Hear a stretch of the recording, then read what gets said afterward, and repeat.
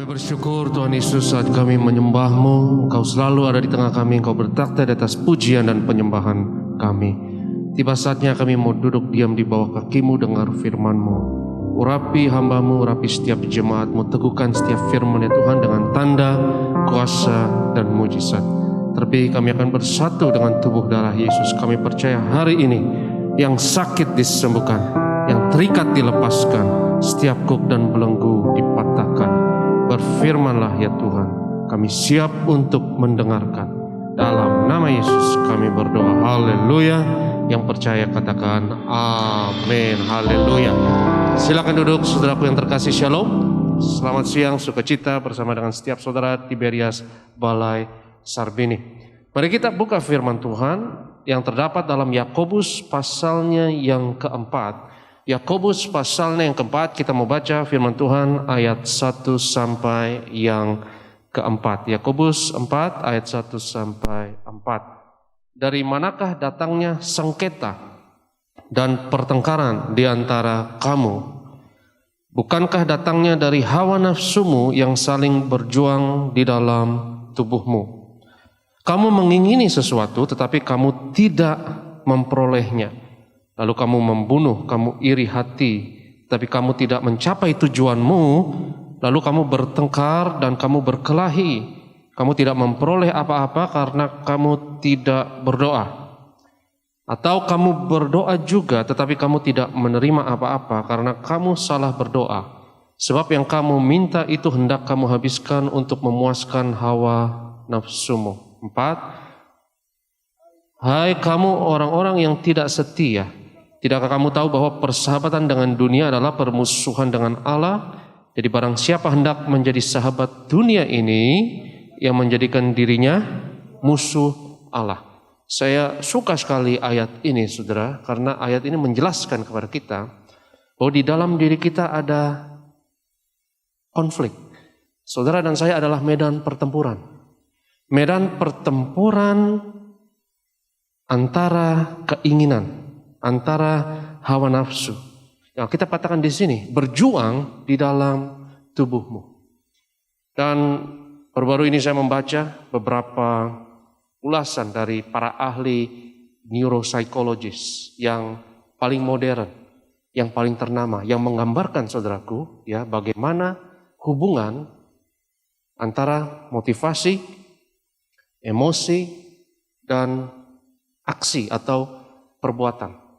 Dan gambaran tersebut sangat luar biasa. Itu menggambarkan bagaimana kita hidup. Karena motivasi adalah predikat terpenting dari kehidupan. Ya, motivasi itu adalah keinginan, kebutuhan, kemauan, itu sama aja. Tapi kita sebut saja sebagai motivasi. Katakan bersama saya, motivasi. Nah, motivasi. Setiap saudara punya motivasi, setiap saudara ada keinginan apapun. Dan menginginkan sesuatu, butuh sesuatu, itu bukan dosa. Karena manusia, dan bukan hanya manusia, setiap makhluk hidup pasti butuh sesuatu. Ketika bayi lahir, nah itu butuh sesuatu, betul nggak? Itu adalah pertanda dia butuh sesuatu. Ya, jadi saudara butuh sesuatu untuk bertahan hidup. Dan setiap saudara membutuhkan sesuatu, itu seperti ada peta di dalam internal kita, di dalam diri kita, ya, itu seperti ada target. Ya, saudara dari titik A mau katakanlah ke titik B, ya. Dan contohnya saudaraku, ya misalnya saya mau minum, ya, saya haus. Lalu dalam diri saya ini seperti ada target, ya. Saya harus minum dari titik A, saya haus. Dan saya harus transformasi diri saya. Yang tadinya haus, di sini saya akan minum, katakanlah demikian. Dan membutuhkan sesuatu, sekali lagi saya tekankan, kita jangan jaim, ya, nggak salah. Saudara butuh makanan, saudara butuh minuman, saudara butuh pakaian, itu nggak salah. Nggak salah butuh, semua itu nggak salah. Lapar itu nggak salah, betul nggak saudara? Lapar nggak dosa, ya. Yang dosa itu rakus. Kalau saudara rakus itu dosa. Saudara butuh duit. Saudara butuh uang. Dan butuh uang itu tidak dosa. Kalau saudara merasa butuh uang dosa, ya oper aja ke sini. Ya. Kasih ATM saudara. Ya. Jadi butuh uang nggak dosa, tapi tamak itu dosa. Betul nggak saudara? Ya, jadi ketika saudara butuh sesuatu, ya ini seperti saudara target. Dan kebutuhan kita banyak. Dan itu kenapa dalam diri kita sering ada konflik saudara. Karena kita butuh A, B, C, D, ya, dan itu ada hierarki motivasi atau hierarki kebutuhan. Dan konflik itu terjadi di dalam diri kita, bahkan antara diri kita juga. Dalam dan antara diri kita. Ya, misalnya saudara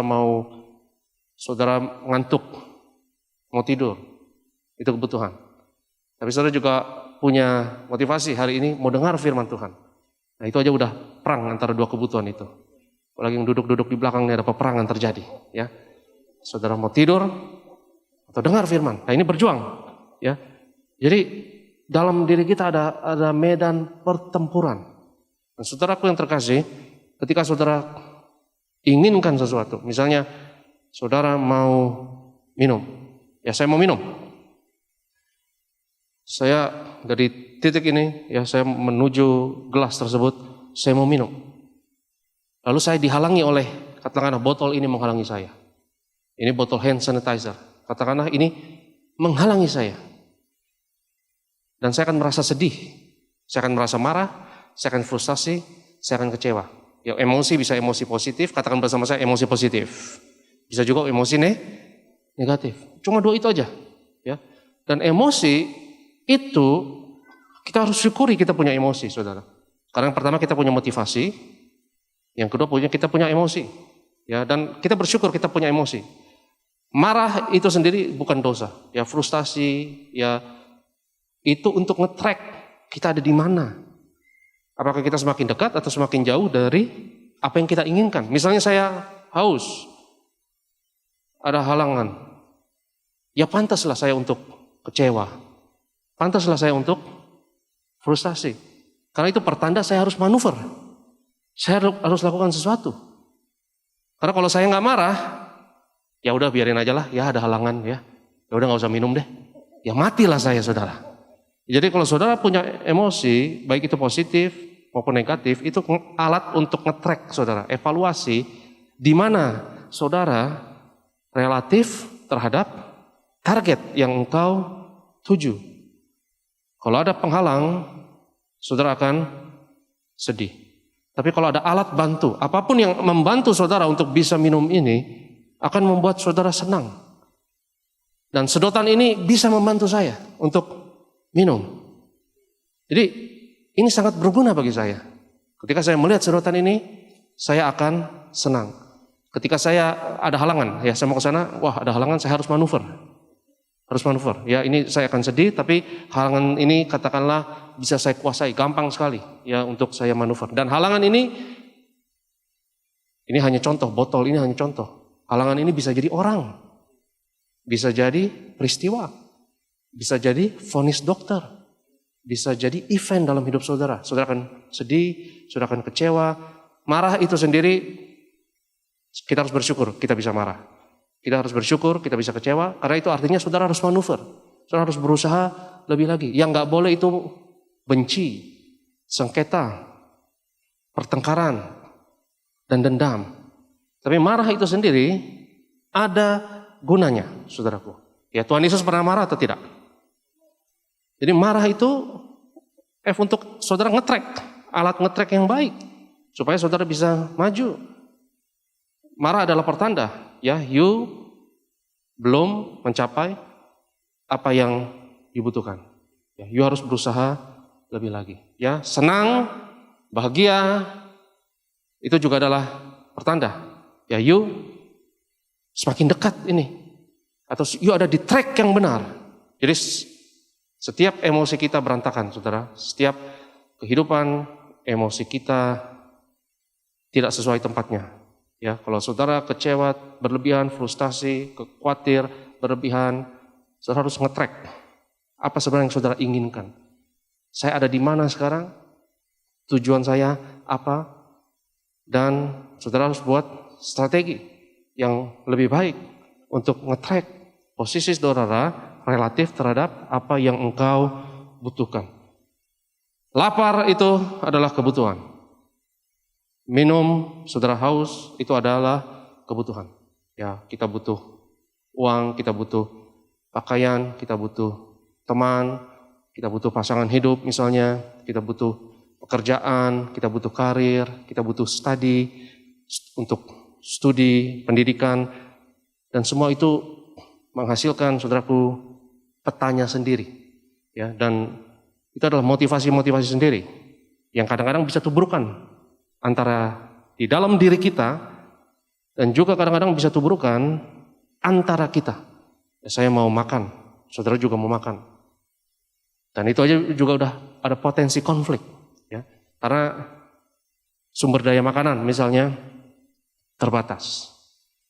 Dan sehingga itu kenapa ada peraturan, ada perangkat hukum, ada undang-undang ya supaya ngatur kepentingan kita supaya tidak tabrakan, supaya kita tidak konflik. Dan saudaraku yang terkasih, lapar itu sendiri tidak dosa. Ya, yang dosa adalah kalau lapar, kalau makanan jadi Tuhan atas diri kita. Itu dosa. Uang itu sendiri tidak dosa. Saudara punya uang, gak apa-apa. Tapi kalau uang jadi Tuhan diri kita, jadi uang itu bertakhta di puncak dari hierarki motivasi kita. Uang itu jadi nilai tertinggi, motivasi tertinggi dalam diri kita. Itu baru berhala. Itu baru dosa. Itu kenapa Tuhan katakan, ya, tidakkah kamu tahu persahabatan dengan dunia adalah permusuhan dengan Allah? Coba kita lihat lanjut ke ayat yang kelima, Yakobus 4 ayat yang kelima. Janganlah kamu menyangka bahwa kitab suci tanpa alasan berkata, roh yang ditempatkan Allah di dalam kita diingininya dengan cemburu. Lihat ayat yang ketujuh, langsung lompat ke ayat yang ketujuh. Karena itu tunduklah kepada Allah dan lawanlah iblis, maka ia akan lari dari padamu. Jadi saudaraku, keinginan-keinginan tersebut, kebutuhan-kebutuhan tersebut, itu ini para ahli neuropsikologi, ya, para ahli syaraf dan ahli psikologi menemukan bahwa setiap saudara menginginkan sesuatu. Itu saudara seperti ada mesin dalam biologi kita, ya, seperti ada mesin yang misal saudara mau minum, saya mau minum, ya, dan dalam diri saudara itu seperti terbentuk bukan hanya dorongan, jadi jangan lihat ini hanya sebagai dorongan, tapi para ahli modern sekarang ini menyebutnya setiap dorongan itu seperti sub kepribadian, itu seperti kepribadian, yang punya matanya sendiri, yang punya telinganya sendiri, yang punya pemikirannya sendiri, yang punya pembenarannya sendiri. Luar biasa. Itu mereka katakan seperti kepribadian. Jadi contoh, misal saudara mau minum, saya mau minum, saya aus. Itu seperti punya matanya sendiri. Saya jelaskan. Artinya saya hanya melihat hal-hal yang relevan dengan apa yang saya mau. Hal-hal yang menghalangi saya untuk minum, itu saya lihat. Karena ini menghalangi saya. Betul saudara? Ini menghalangi. Saya kesel sama botol ini katakanlah. Ya karena dia menghalangi saya. Jadi saya harus minggir sedikit ya, supaya saya bisa menggapai botol ini. Saya lihat apapun yang menghalangi saya, katakan bersama saya halangan. Saya hanya melihat apapun yang membantu saya, katakan alat bantu. Ini alat bantu, ya, ini relevan bagi saya. Hal yang lain saya buta. Saya nggak lihat. Speaker ini saya nggak akan lihat. Ya, kursi ini, semua informasi yang lain saya coret. Saudara nggak bisa lihat, saudara buta terhadap apa yang tidak relevan dengan motivasi, target, atau kebutuhanmu. Katakan bersama saya halangan. Katakan alat bantu. Katakan dan lain-lain. Nah, dan lain-lainnya ini banyak banget. Ya, dan lain-lain ini kita coret. Karena saudaraku ada informasi yang tidak terbatas di dunia ini. Dan banyak yang tidak relevan untuk apa yang kita butuhkan. Dan puji Tuhan kita bisa sensor. Karena kalau saudara nggak bisa sensor, bisa gila kita, saudara. Karena banyak informasi yang tidak relevan. Ya misalnya saya tanya sama saudara sekarang di tempat ini, apa warna sepatu orang yang duduk di sebelah atau duduk di belakang saudara? Apa warna baju orang yang duduk di belakang saudara? Kalau sampai saudara bisa jawab, bahaya justru. Berarti saudara kurang kerjaan, benar? Berarti semuanya relevan. Kalau semuanya penting dalam hidup kita bisa gila. Karena otak kita adalah prosesor kapasitas rendah. Kita tidak maha tahu, yang setuju katakan amin. Kita nggak bisa proses semua informasi. Itu kenapa kita sensor yang tidak penting, yang tidak relevan, nggak perlu kita ingat, nggak perlu kita perhatikan, dan kita memiliki banyak keinginan. Ya bukan hanya minuman, ya tapi makanan, pakaian, ya. Dan Tuhan Yesus pun berkata bahwa Bapa kita yang di surga tahu kita memerlukan semuanya ini. Jadi luar biasa saudara. Yang menarik adalah para ahli berkata bahwa dorongan dan motivasi tersebut, kebutuhan tersebut bukan drive, bukan dorongan, tapi sub kepribadian. Coba saudara lihat orang yang kecanduan, bisa kecanduan narkoba. Itu adalah kepribadian atau sub kepribadian yang membajak semua kepribadiannya, yang ambil alih semua kepribadiannya, yang menentukan apa yang harus dia lihat, apa yang dia ingini, dan apa yang dia kejar, dan dia akan manipulatif, dia akan lakukan apapun untuk dapat suntikan narkoba berikutnya misalnya. Dia akan lakukan apapun. Jadi seperti ada roh yang membajak kepribadiannya. Dan para ahli menemukan begini, makanya hati-hati punya kebiasaan yang baru. Hati-hati. Karena saudara kalau punya kebiasaan yang baru, itu saudara punya sirkuit syaraf yang baru di otak saudara. Dan kalau saudara punya kebiasaan yang buruk, itu ngebunuhnya. Bunuh kepribadian itu susah banget. Ya karena itu timbul sirkuit syaraf yang baru. Kalau saudara punya kebiasaan yang baru. Jadi menarik bagi saya saudaraku, bahwa motivasi ini mewakili kepribadian. Dan kepribadian itu apa kalau bukan roh? Dan pandang diri kita, saudara, ya, sebagai kita adalah medan pertempuran antara roh-roh tersebut. Dan ini cara pandang orang zaman dulu, dan juga cara pandang orang zaman di Alkitab, ya, memandang bahwa di dalam diri kita itu ada pertempuran antara ilah-ilah, antara roh-roh. Dan cara pandang seperti itu mungkin kita pikir primitif, ya, itu takhayul, primitif, tapi saya mau katakan kepada saudara, cara pandang seperti itu akurat. Lihat diri saudara sebagai medan pertempuran, bukan hanya diri saudara, tapi diri masyarakat, komunitas, bangsa, dan negara. Karena nilai apapun yang dominan dalam individu akan menjadi nilai yang dominan dalam masyarakat. Betul atau tidak, saudara? Kalau misalnya nilai yang paling dominan bagi saya adalah makanan. Makanan jadi berhala bagi saya. Makanan segala-galanya. Maka itu akan menjadi nilai yang dominan dalam masyarakat. Betul? Nah saudara bayangkan masyarakat yang nilai tertingginya dan utamanya adalah makanan. Yang penting makan. Yang lain masa bodoh. Ya, yang utama adalah bisa makan. Kira-kira seperti apa masyarakatnya yang seperti itu? Ada bedanya sama hutan atau tidak, saudara? Nggak ada bedanya sama hutan. Betul? Karena di hutan bagi binatang, ya, makanan itu yang terpenting. Karena saudaraku, nilai yang dominan sekali lagi dalam diri semua manusia itu akan jadi dominan dalam masyarakat. Nah, sekarang pertanyaan pentingnya, nilai apa yang paling harus kita kejar? Karena saudaraku yang terkasih, ya, kalau saudara kejar makanan, kalau kejar materi, maka materi akan semakin jauh dari kita. Misalnya saudara mau makan, yang penting makan hari ini. Semakin saudara kejar materi, dan makanan adalah salah satu contoh materi, ya minuman juga adalah materi. Yang penting saya makan hari ini, bodoh amat yang lain, bodoh amat orang lain. Saudara nggak peduli sama orang lain, saudara hanya butuh kebutuhan saudara, yang penting makan.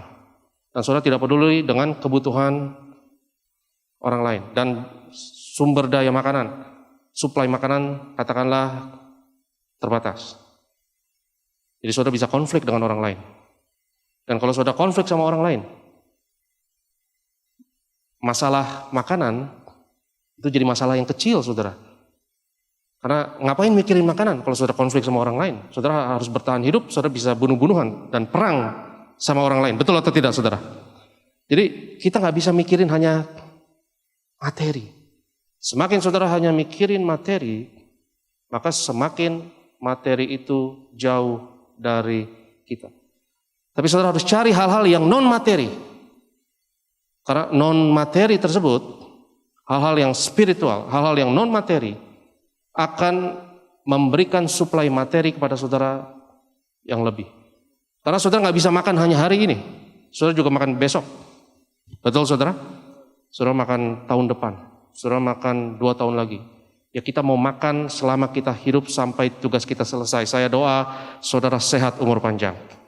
Dan kita mau pasokan makanan yang selama mungkin bagi kita.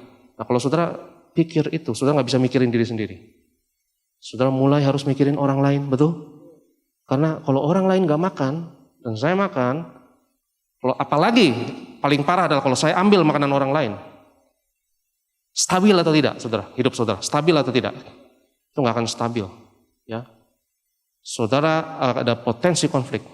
Itu kenapa? Kalau kita hanya mikirin materi, terbatas.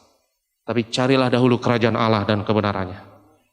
Supaya pasokan materi itu stabil untuk saudara dan untuk semua orang, yang terbaik untuk sebanyak mungkin orang dan selama mungkin waktu. Yang setuju katakan amin. Yang sustainable, yang berkesinambungan.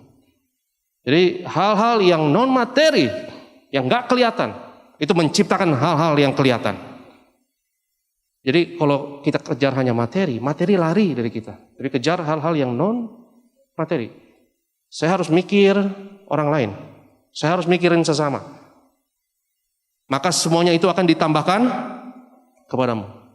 Karena hubungan kita dengan Tuhan berhubungan dengan hubungan kita dengan sesama, saudara.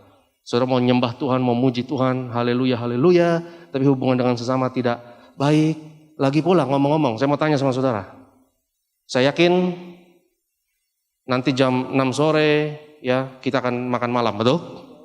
Kita pasti akan makan malam, sehari kita makan 3 kali. Ya, berapa banyak saudara yang makan malam masak sendiri misalnya? Angkat tangan, masak sendiri. Nanti malam ada 1. Berapa banyak saudara yang masak sendiri? Tapi bahan makanannya, nasinya semua tanam sendiri. Dagingnya semua ya, ayamnya dipelihara sendiri, ada atau tidak? Pasti dari orang lain, betul? Kebanyakan saudara makan dari orang lain, betul? Ada nggak di sini yang makan dikasih dari surga langsung kepada saudara? Ada atau tidak? Nggak ada. Jadi hubungan kita dengan Tuhan berhubungan dengan hubungan kita dengan sesama dan kerjasama kita dengan orang lain. Kalau saudara cari kerajaan Allah, ini juga berhubungan dengan hubungan saudara dengan sesama. Yang setuju katakan amin. Kalau hubungan kita dengan sesama konflik, nggak usah ngomong kerajaan Allah, ya. Karena kerajaan Allah berhubungan dengan hubungan kita dengan sesama. Kalau saudara mau suplai materi itu konstan buat kita harus mulai mikir sesama. Kita harus mulai mikir kebaikan bersama. Yang setuju katakan amin. Nah, saya mau tanya sama saudara, kebaikan bersama itu materi atau bukan? Kebaikan bersama itu materi atau bukan? Non materi, itu bukan materi, ya. Itu lebih ke arah spiritual. Yang setuju katakan amin. Jadi kalau semakin saudara kejar hal-hal yang non materi, semakin pasokan non materi kita aman. Jadi diri saudara dan saya dan dalam dunia yang tidak kelihatan, ya di alam roh itu ada peperangan. Alkitab mengatakan ada peperangan antara ilah-ilah, roh-roh jahat, penghulu-penghulu, penguasa-penguasa, pemerintah-pemerintah di udara. Dan semua ilah-ilah tersebut atau dewa-dewa tersebut, ya, itu mewakili nilai-nilai tertentu. Itu mewakili motivasi-motivasi tertentu. Dan jangan saudara pikir bahwa cara berpikir seperti primitif. Karena cara berpikir seperti ini akurat, saudara. Mungkin secara objektif atau secara sains nggak bisa dibuktikan di laboratorium, tapi secara pengalaman ini yang saudara alami. Karena kita semua alami, ada emosi-emosi, kepentingan-kepentingan, kebutuhan-kebutuhan yang bertempur di dalam diri kita. Dan akhirnya juga bertempur di dalam diri suatu bangsa, satu komunitas, ya, dan nilai yang dominan dalam setiap individu itu akan dominan di dalam masyarakat. Contohnya misalnya, saudara, ya, di zaman Perjanjian Lama ada dewa-dewa, ya, ada sesembahan-sesembahan Filistin, misalnya Dagon atau Baal atau Molok dan lain sebagainya. Dan dewa-dewa itu mewakili motivasi tertentu, kebutuhan tertentu, dan nilai-nilai tertentu. Dan kebanyakan di Perjanjian Lama, dewa mereka yang mereka sembah itu adalah mewakili dewa perang, ya, kekerasan, otot. Dan ya misalnya di yang terkenal mitologi Yunani misalnya, ya misalnya katakanlah Dewi Cinta itu ada namanya, kalau nggak salah Venus, kalau saya nggak salah. Terus perang ada namanya, saya lupa itu Mars atau apa, saya lupa. Ya, bukannya saya percaya hal tersebut dan saya tidak mendorong saudara untuk baca hal tersebut untuk percaya, bukan. Tapi saya mau katakan ini, bahwa cara berpikir bahwa motivasi tertentu, dorongan tertentu, keinginan tertentu itu ada personifikasinya, ada kepribadiannya. Itu dibuktikan baru-baru ini dalam ilmu pengetahuan yang tercanggih. Dan apa itu kepribadian kalau bukan roh? Yang setuju katakan amin. Betul nggak? Kepribadian itu adalah roh. Ya, jadi setiap ibadah, saudaraku, kita ada tim konselor. Jadi kalau saudara mau konseling, saudara bisa kontak nomor handphone saya dan saya akan arahkan. Setiap ibadah ada tim konselor dan tim pelepasan.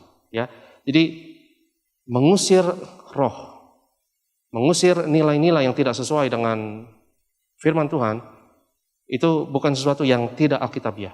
Dan itu alkitabiah. Dan saya suka sekali, ketika ilmu pengetahuan confirm apa yang dikatakan Alkitab.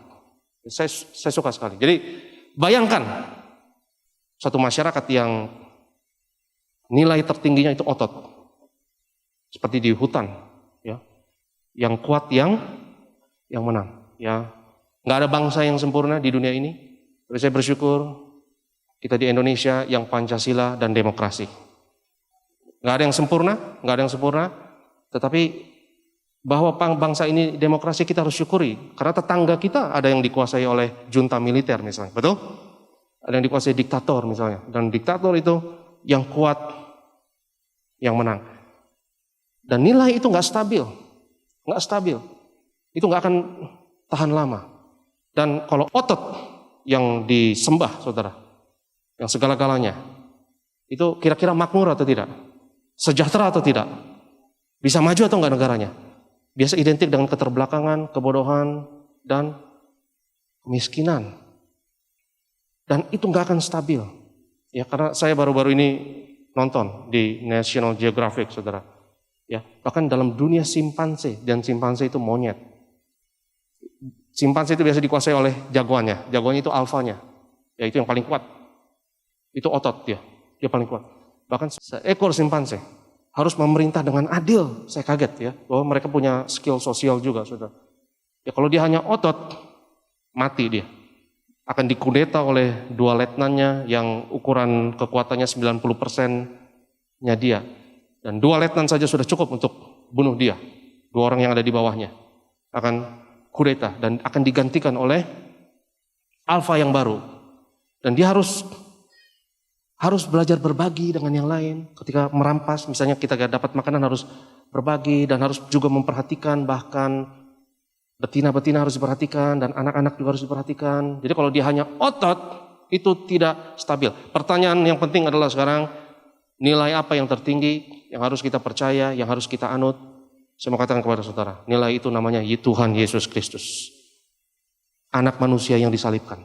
Itu saya percaya yang paling stabil, yang membawa kepada bukan hanya surga di akhirat, saudara, tapi surga di bumi ini, membawa kepada kesejahteraan, membawa kerajaan Allah di bumi. Yang percaya katakan amin. Karena saya percaya kerajaan Allah bukan nanti saat kita mati. Saya percaya kerajaan Allah sudah ada di sini, dan saudara harus cari itu, cari, dan jangan ciptakan kerajaan Allah, tapi cari, karena itu sudah dikasih kepada kita. Nggak usah dibuat-buat, tapi dicari. Dan kalau saudara mendapatkannya, semuanya akan ditambahkan kepadamu. Semua yang kita butuhkan itu akan ngeflow sendiri. Yang percaya katakan amin. Jadi di dalam diri kita ada pertempuran. Dan pertempuran ini bukan hanya terjadi di dalam diri kita, tapi antara kita. Ya, itu kenapa kita harus terus kabarkan Injil. Kabarkan bahwa nilai tertinggi adalah Tuhan Yesus Kristus. Nilai tertinggi adalah anak manusia yang diurapi, yang dimuliakan. Kalau anak manusia ditinggikan, saudaraku. Dan saya katakan ini bukan sebagai pendeta. Karena ya mungkin saudara pikir ya namanya pendeta pasti ngomong nilai tertinggi Yesus lah. Dan saya ngomong ini bukan hanya sebagai orang Kristen. Karena orang Kristen diharapkan memang ngomong kayak gitu. Tapi saya ngomong ini sejujur-jujurnya. Saya ngomong ini sebagai manusia. Karena saya percaya Yesus adalah untuk semua bangsa. Yesus adalah untuk semua manusia. Dan saya bukan hanya ngomong ini sebagai orang Kristen. Karena saya percaya Yesus bukan hanya untuk orang Kristen. Yesus untuk semua orang. Dan benar, percaya kepada Yesus, engkau akan selamat. Engkau dan seisi rumahmu. Dan selamat ini saya percaya sekali lagi saudara, bukan selamat hanya akhirat, tapi kita juga harus selamat di bumi ini. Kita juga harus memikirkan yang terbaik untuk diri kita, untuk diri sesama kita, dan untuk generasi yang akan datang. Nilai tertinggi yang paling membawa kestabilan, kemakmuran, kesejahteraan, dan perdamaian yang paling stabil untuk manusia adalah percaya kepada Dia yang mati dan bangkit dari maut. Dan saudara, ini tidak dibuat-buat, ya. Karena nilai ini tidak diciptakan manusia. Ini diwahyukan dan diberikan dari surga. Yang percaya katakan amin. Karena kalau saudara kejar nilai yang lain, motivasi yang lain, itu adalah berhala. Kita lihat Kolose pasal yang ketiga sebagai penutup.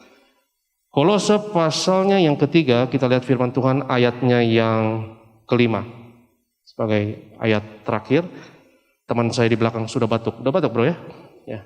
Kolose 3 ayat 5. Karena itu matikanlah dalam dirimu segala sesuatu yang duniawi. Yaitu apa? Percabulan, kenajisan, hawa nafsu, nafsu jahat, dan juga keserakahan yang sama dengan, perhatikan, penyembahan berhala. Jadi semua ilah-ilah itu mewakili nilai tertentu. Yang setuju katakan amin. Betul nggak saudara? Jadi berhala-berhala itu kenapa orang-orang dalam perjanjian, orang zaman dulu, ya, bahkan agama yang lain punya nilai mereka sendiri, dan agama adalah sistem nilai. Betul saudara? Agama boleh saya definisikan sebagai sistem dari nilai. Nah, nilai apa yang paling cocok untuk manusia? Nilai apa yang paling pas untuk manusia? Dan jangan dipas-pasin, karena ini benar-benar harus pas. Karena saudara nggak bisa ciptakan nilai saudara. Saudara nggak bisa ciptakan sistem nilai saudara. Karena kita tidak menciptakan diri kita sendiri. Kita harus cari. Yang setuju katakan amin. Carilah kerajaan. Cari. Jangan diciptakan. Karena kalau diciptakan, you akan bawa kehancuran. Dan sudah terbukti dalam sejarah. Ada satu sistem nilai yang diciptakan oleh manusia. Namanya komunisme. Dan pernah diterapkan. Dan bawa pertumpahan darah luar biasa. Jadi bahaya kalau menciptakan nilai sendiri, bahaya. Karena kita punya asal usul, kita punya fitrah, kita punya kodrat, dan kita harus cari. Kita harus datang kepada Bapa. Datang kepada Bapa. Datang kepada Bapa artinya you punya asal usul, you punya kodrat, you punya origin. You harus cari itu. Jangan ciptakan sendiri. Dan saudara nggak bisa datang kepada Bapa tanpa Yesus. Yang percaya katakan amin. Saudara nggak bisa datang kepada Bapa tanpa anak. Dan itu maksudnya, bahwa nilai tersebut sudah diberikan kepada kita. Dan harus dicari. Sebab Yesus adalah jalan, kebenaran, dan ujung-ujungnya bawa kepada hidup. Ya, saya suka definisi tersebut. Saya suka Yesus bilang, akulah jalan, kebenaran, dan hidup. Ya, karena untuk hidup saudara butuh kerangka. Saudara butuh jalan. Karena banyak jalan yang palsu. Dan saudara butuh jalan yang sesuai dengan kebenaran, yang sesuai dengan kodrat saudara, yang sesuai dengan realita, alias kebenaran. Dan saudaraku, memandang diri saudara dan memandang dunia ini sebagai a battlefield of the gods. Ya, dulu Orang-orang zaman dulu memandangnya seperti itu. Itu bukan suatu hal yang primitif. Menurut saya justru jenius untuk bisa berpikir seperti itu. Ya, bahwa setiap motivasi saudara, keinginan saudara mewakili kepribadian tertentu atau ilah-ilah tertentu. Nggak salah untuk lapar, nggak salah untuk minum, nggak salah untuk haus, nggak salah untuk butuh duit, nggak salah untuk butuh kerjaan. Tapi pesan saya hari ini adalah pastikan semua itu tunduk kepada Kristus. Saya bayangkan semua itu seperti monster-monster dalam diri saya. Dan semua monster ini harus tunduk kepada Kristus. Kalau itu aman. Karena Yesus harus duduk di puncak atas hierarki motivasi keinginan saudara. Tapi jangan sampai mamon. Jangan sampai kerakusan, ketamakan, ya, atau dewa kekerasan misalnya lah, ilah kekerasan, ya, yang memerintah. Semua agama, semua ideologi, sistem kepercayaan mewakili sistem nilai. Tapi saya mau katakan kepada saudara, yang paling stabil membawa kita kepada kehidupan adalah anak manusia yang diurapi, Tuhan Yesus Kristus, yang membawa kepada hidup dan keselamatan. Yang percaya katakan amin. Haleluya. Saya undang worship leader, saya undang imam pemusik, kita siapkan diri kita untuk terima tubuh dan darah Yesus. Saya undang kita semua untuk bangkit berdiri dalam hadirat Tuhan. Saat ku tak melihat jalanmu, saat ku tak mengerti rencanamu, kita tetap percaya. Haleluya. Saat ku tak melihat jalanmu, saat ku tak mengerti rencanamu, namun tetap ku pegang janjimu, pengharapanku hanya pada saat ku tak melihat jalan. Saat ku tak melihat jalanmu, saat ku tak mengerti rencanamu, namun tetap ku pegang janjimu, pengharapanku hanya pada. Angkat tanganmu dan katakan, hatiku percaya,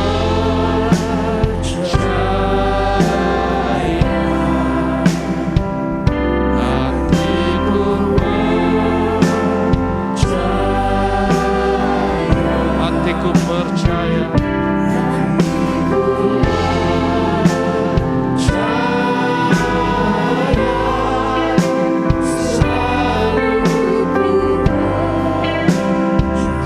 angkat tanganmu dan katakan, hatiku percaya, hatiku percaya, hatiku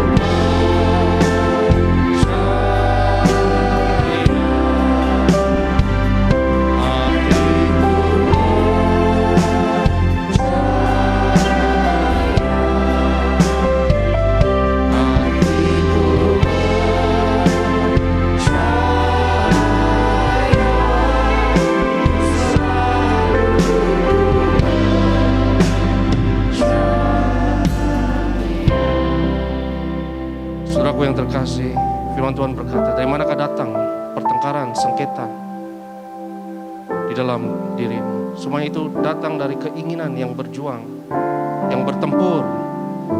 Banyak keinginan dalam diri kita yang mau dominan, yang berusaha membajak diri kita, berusaha membajak kepribadian kita. Mungkin saudara mengalami masalah, mungkin kau mengalami halangan, mungkin yang kau ingini itu sepertinya tidak dapat terpenuhi. Mungkin seperti yang kau butuhkan, kau kecewa, kau frustasi karena kau tidak dapat menggapainya. Mungkin kau pikir ada masalah yang tidak dapat terselesaikan. Tapi saudaraku yang terkasih, Tuhan bukan hanya mau mengubah situasi hidupmu, Tuhan mau mengubah dirimu. Tuhan mau engkau mati dan bangkit bersama Yesus. Bukan situasinya yang berubah, tapi kita yang harus berubah. kita yang mati dan lebih lagi dimuliakan dan bangkit bersama dengan Yesus. Karena kalau engkau berubah, kau akan melihat mujizat terjadi. Kalau kau mati dan bangkit, kau akan melihat bahwa terobosan akan terjadi. Hal-hal yang belum kau lihat dan tidak kau lihat dan kau tidak dapat lakukan dengan secara darah dan daging akan terjadi dalam dirimu. Karena kadang kita minta situasi berubah, tapi mujizat terbesar adalah bukan situasi terbesar berubah. Mujizat terbesar adalah engkau berubah. Engkau mati, engkau bangkit. Persepsimu berubah, cara pandangmu berubah, dan apa yang kau percaya berubah, dan kerangka berpikirmu berubah. Dan ketika itu terjadi, maka terobosan akan terjadi. Kadang kita lebih inginkan situasi berubah, saudara, tetapi kita harus identifikasi diri kita dengan anak manusia yang mati dan bangkit. Dan itu adalah proses. Percaya kepada Yesus adalah proses, bukan status. Kekristenan adalah proses identifikasi dengan Mesias, Juru Selamat yang mati dan bangkit dari maut. Dan saudara dan saya harus mewakili proses itu setiap hari. Setiap saat kita harus identifikasi diri kita, dan itulah maksudnya percaya. Percaya adalah identifikasi dengan Dia yang mati dan bangkit. Dan saya tidak peduli apapun masalahmu, ada mujizat Tuhan, ada kuasa Tuhan yang terjadi. Tapi Tuhan mau bukan situasi berubah, tapi kita yang mati dan bangkit. Dan jika itu imanmu hari ini, dan itu doamu hari ini, angkat tanganmu tinggi-tinggi di hadapan Tuhan. Dan setiap saudara yang angkat tangan, katakan bersama saya, dalam nama Yesus, hari ini aku percaya, aku mati bersama Yesus dan bangkit bersama Yesus. Aku bertobat, aku berubah. Aku mati, diriku yang lama sudah mati, tapi sekarang aku bangkit dan hidup bersama Yesus. Aku buang cara hidup yang lama, cara pandang yang lama, cara berpikir yang lama. Aku terbuka untuk hidup yang baru, kebangkitan Yesus dalam diriku. Dan aku percaya mujizat terjadi. Karena mujizat terbesar adalah kematian kebangkitan Yesus ada dalamku. Dalam nama Yesus. Amin. Alkitab katakan tanda-tanda ini akan mengikuti orang percaya. Akan ada mujizat Tuhan, akan ada terobosan. Dan percaya adalah identifikasi diri kita dengan Kristus. Yang percaya katakan amin. Hatiku percaya. Angkat tanganmu, katakan hatiku percaya.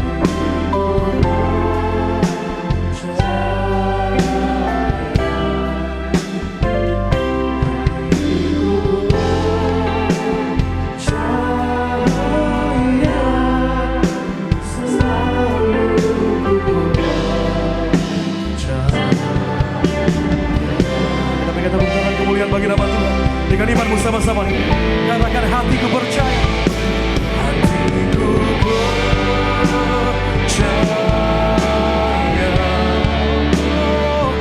hatiku percaya, dengan iman katakan hatiku percaya.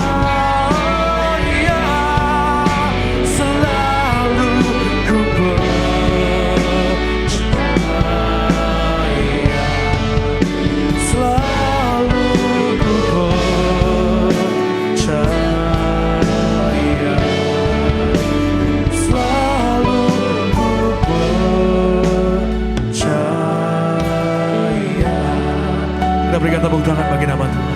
Maka mari bersama-sama kita bangkitkan iman percaya di hadapan Tuhan. Siapkan hatimu, sambut yang terbaik. Tubuh dan darah Tuhan Yesus Kristus menyucikan, menyembuhkan, menyempurnakan setiap kita. Kita bangkit berdiri bersama-sama jemaat Tuhan dengan imanmu di hadapan Tuhan Yesus. Tubuh dan darahmu tercurah bagi setiap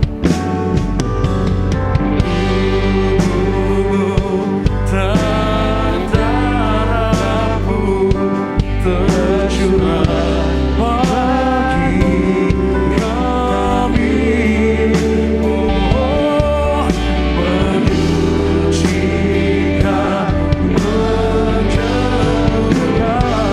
sempurna itu. bersyukur Tuhan Yesus untuk karya keselamatan yang Kau kerjakan di atas kayu salib. Kau berikan hidupmu, nyawamu ganti kami. Kami menghormati penderitaan yang Kau lalui dengan menghampiri meja perjamuan-Mu yang kudus. Dan roti dan anggur di tangan kami. Roti anggur adalah bukti setiap penyakit kami sudah disembuhkan. Semuanya sudah ditanggung di atas kayu salib. Dengan perjamuan kudus ini kami nyatakan karya penebusan Yesus 2000 tahun yang lalu berlaku atas kami, atas keluarga kami. Mari kita angkat tubuh Tuhan. Yesus adalah imam besar agung dari pengakuan iman kita. Sama-sama kita katakan dalam nama Yesus, inilah roti hidup yang turun dari surga. Inilah tubuh Tuhan Yesus Kristus yang tergantung di atas kayu salib yang pertama, yang memberi keselamatan, hidup kekal di kerajaan surga. Yang kedua, tubuh Yesus menyempurnakan tubuhku agar sehat sempurna, menyempurnakan jiwa dan rohku agar aku dan keluargaku dibangkitkan pada akhir zaman. Yang ketiga, tubuh Yesus tertikam, tertombak di atas kayu salib. Kami tolak pisau operasi, pisau bedah tidak akan jamah tubuhku. Kami tolak terkapar di rumah sakit, kami tolak terkapar di meja operasi, kami tolak celaka, mara bahaya, malapetaka, kami tolak terkapar di ruang ICU. Aku percaya segala kutub, segala penyakit, kelemahan sudah diangkat, sudah diselesaikan di atas kayu salib dalam nama Yesus. Inilah tubuh Tuhan Yesus Kristus. Kita makan, inilah tubuh Yesus.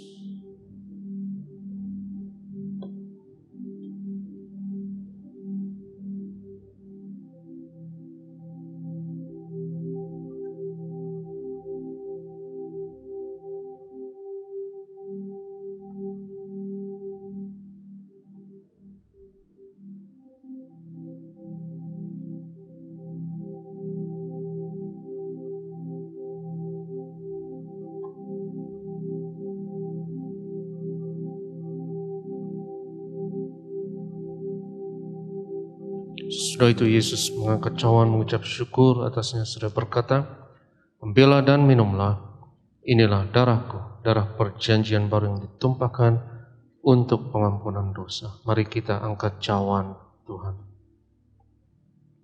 Dalam nama Yesus, inilah darah Tuhan Yesus Kristus yang tercurah di atas kayu salib sebagai perjanjian yang baru dan yang kekal. Yang pertama, yang memberi pengampunan atas segala dosa, kesalahan kami. Kami janji bertobat. Kami tolak setan dan segala perbuatannya. Keluarga kami, keluarga yang kudus, kami tolak perzinahan, kami tolak poligami, jauhkan dari perceraian. Yang kedua, darah Yesus menyucikan, menguduskan kami. Kami termeterai sebagai warga kerajaan surga. Kami doa punya rumah di bumi dan di surga. Yang ketiga, oleh darah Yesus, oleh bilur Yesus, dari ujung rambut sampai ujung kaki, aku sehat, aku sembuh, pendengaran sempurna. Kami tolak tuli, penglihatan sempurna. Kami tolak katarak, kebutaan, organ tubuh, setiap jaringan sistem dalam tubuhku sempurna, paru-paru, pernafasan sempurna, imunitas, antibodi sempurna. Kami tolak virus corona, varian apapun atasku dan keluargaku dalam nama Yesus. Peredaran darah, syaraf, pencernaan sempurna, darahku tahir oleh darah Yesus. Kami tolak benjolan apapun, kami tolak kistomium, kami tolak kanker tumor, kami tolak diabetes, hepatitis, kami tolak asam urat dalam nama Yesus. Kami tolak cuci darah. Sebut sakitmu masing-masing.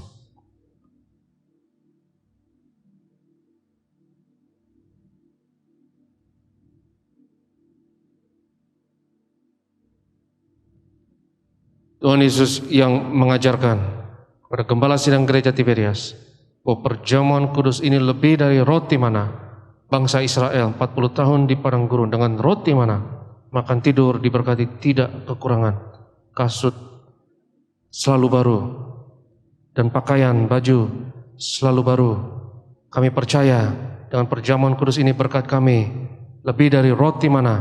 Kami tolak roh kekurangan, kami tolak roh kegagalan, hutang-hutang pribadi lunas bulan ini. Kami tolak kemiskinan, kami tolak kebangkrutan. Aku percaya segala kutub, segala penyakit kemiskinan sudah diangkat, sudah diselesaikan di atas kayu salib. Dalam nama Yesus, inilah darah Tuhan Yesus Kristus. Kita minum, inilah darah Yesus.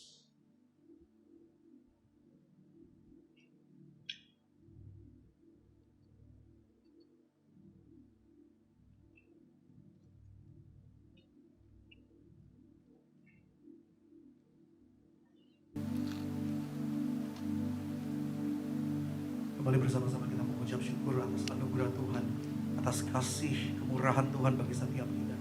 Telah menerima menyatu dengan sakramen perjamuan kudus, terima tubuh dan darah Tuhan Yesus. Sejenak ambil waktu di hadapan Tuhan. Sejenak naikkan doa, naikkan pergumulanmu di hadapan Tuhan.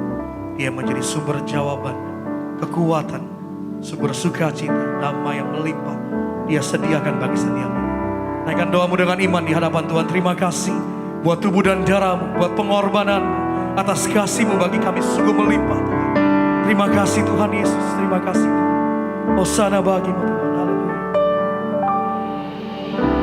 Tubuhmu Yesus menyembuhkanku, darahmu Yesus menyucikanku.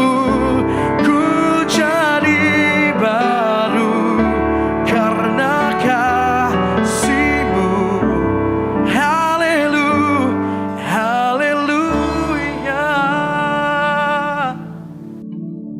Firman-Mu yang berkata, ya Tuhan, di mana 2-3 orang percaya sepakat, apa yang diikat di bumi diikat di sorga, apa yang dilepaskan di bumi dilepaskan di sorga. Maka kami berdoa ya Tuhan untuk minyak urapan ini bersama-sama. Mari kita angkat minyak urapan ini bersama dan sama-sama kita sepakat, kita katakan dalam nama Bapa, Anak dan Roh Kudus, dalam nama Tuhan Yesus Kristus, inilah minyak urapan yang kudus untuk memuliakan Allah dan manusia. Kami muliakan Yesus, Tuhan dan Allah kami yang ada di tengah kami. Memberkati kami, setiap tetes oles dari minyak urapan ini hari ini, yang sakit disembuhkan, mengusir setan-setan, hancurkan kuasa kegelapan, patahkan segala kuk dan belenggu dalam nama Yesus. Aku diurapi hari ini, inilah minyak urapan. Oleskan atas kening, atas dahi saudara, atas bagian tubuh yang sakit. Percaya hari ini engkau diurapi. Urapan Tuhan atasmu. Haleluya. Kami berdoa Tuhan untuk setiap pokok doa yang tertulis dalam kertas doa ini. Kami bawa segala pergumulan, kerinduan anak-anak-Mu.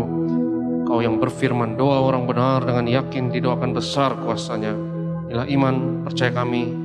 Ya Tuhan, hari ini kami percaya doa kami besar kuasanya. Kalau Tuhan yang mendengar, Tuhan yang jawab doa kami. Kami berdoa bersyafaat ya Tuhan, berkati gereja-Mu, berkati gembala sidang Gereja Tiberias, Pendeta Darniati Pariaji. Tuhan beri umur panjang, kesehatan, bersenjatai dengan kuasa, mujizat dan urapan-Mu untuk memenangkan jiwa-jiwa.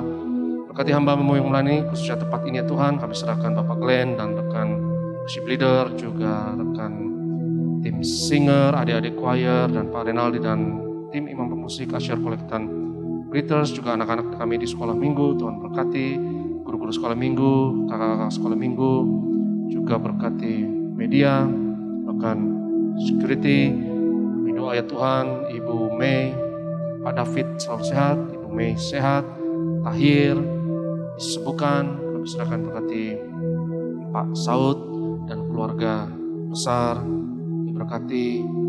Dan kami doa ya Tuhan lewat pelayanan kami di Tiberias, bilangan orang benar di Indonesia terus bertambah. Indonesia penuh kemuliaan Tuhan, dimenangkan untuk tuayan di akhir zaman. Kami datang dengan berkat-Mu, kami akan pergi dengan berkat Tuhan. Berkat martir mengalir dari gembala sidang kepada setiap hamba Tuhan, setiap jemaat yang terkasih. Sebab Tuhan berfirman kepada Musa, ucapkanlah kata berkat ini atas Israel, dan aku akan berkenan untuk menaruh berkat ini atas mereka. Yevarech Adonai Ishmarech Yair Adonai panav elecha v'chonecha Yisa Adonai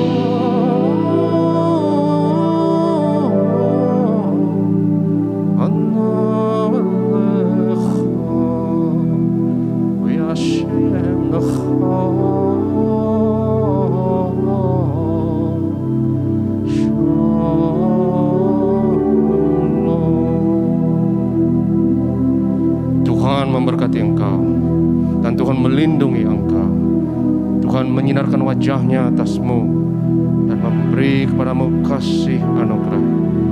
Tuhan menghadapkan wajahnya kepadamu dan memberi bagimu shalom-Nya, damai sejahteranya untukmu dan anak-anakmu. Yang diberkati Tuhan sama-sama katakan amin. Segala pujian dan kemuliaan hanyalah bagimu, hanyalah untukmu. Segala pujian dan kemuliaan kini ku persembahkan di hadapanmu, Tuhan. Kini ku persembahkan di hadapanmu, Tuhan. Oh, kini ku persembahkan di hadapanmu, Tuhan. Gimana sesi pertama di Bidas pada saat ini telah selesai. Tuhan Yesus berkati maju.